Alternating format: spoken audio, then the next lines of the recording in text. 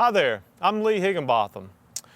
What we're here to talk about today is operation, safety, and preventative maintenance of a backpack blower or a handheld blower.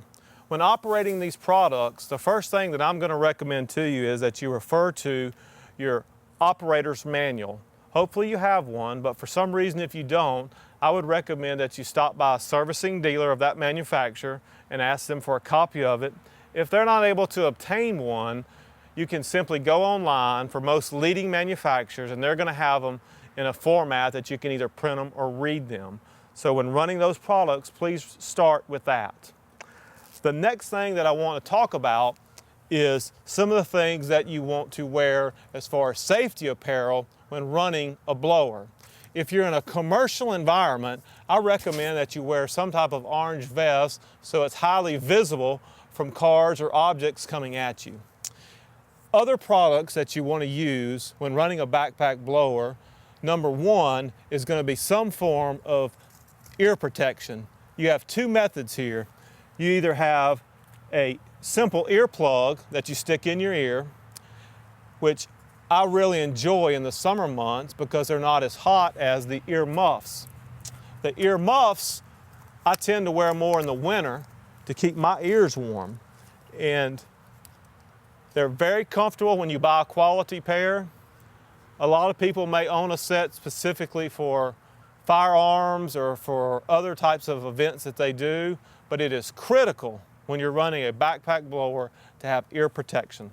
The other thing that I'm going to recommend when running a backpack blower is going to be safety glasses, because usually there's going to be debris flying around and that will reduce any type of foreign objects getting into your eyes. The last piece of safety apparel that I'm going to recommend that you use would be some type of face mask in spring and fall. I personally keep several of these at my house. They're very inexpensive. I'm going to recommend that you use an 89 octane fuel. It's very important today that you run a higher octane fuel in performance blowers. And when you are mixing the fuel, which these are two-cycle products that you have to mix oil and gas together, I would recommend that you refer to your owner's manual so you get the proper fuel mix and ratio. I strongly recommend that you buy the proper mix, usually from a servicing dealer, that is quality mix and it's not a generic form of mix. At the servicing dealer level that we see, a lot of repairs come from improper mixture. The last thing that I recommend on mixing fuel, today every fuel has in US 10% ethanol. You need to buy some form of product that combats the ethanol. Now, the ethanol may not affect it immediately, but as it sits in the fuel system, it creates service issues that if you're not able to repair, can be costly at a service dealership level. Primarily on a backpack blower, in the consumer, you're going to want to check or change the spark plug once a year. Check and service the air filter maybe twice a year, depending upon the size of your property. And if you're in the commercial environment, obviously that's going to depend on hours, which could be once a week or every month, depending upon your application. You always want to look for some type of loose bolt that could be possibly obstructing the blower, any debris that might be around the blower fan. The cable is functioning properly. The on and off switch is functioning properly.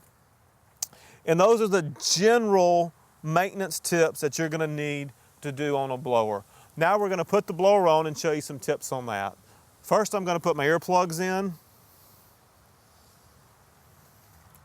my safety glasses,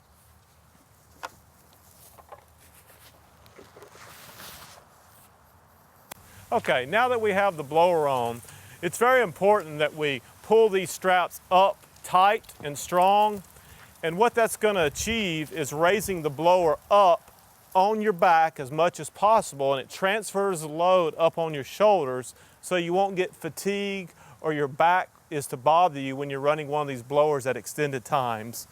The next thing that I'm going to mention is a lot of blowers today that are high quality, ergonomics is the first thing that research and development and engineers work on today. So you usually have some type of an adjustable handle for your size of your hand and your size of your body. The tubes are fully adjustable, so you have more comfort or you have more productivity, depending upon if you're blowing underneath a car or blowing underneath a fence or whatever the application may be. Also, a lot of blowers today have a cruise control. Some of them are mounted right here, some of them are mounted on the hip, and both of those functions are obviously very useful when you're running a blower at extended time.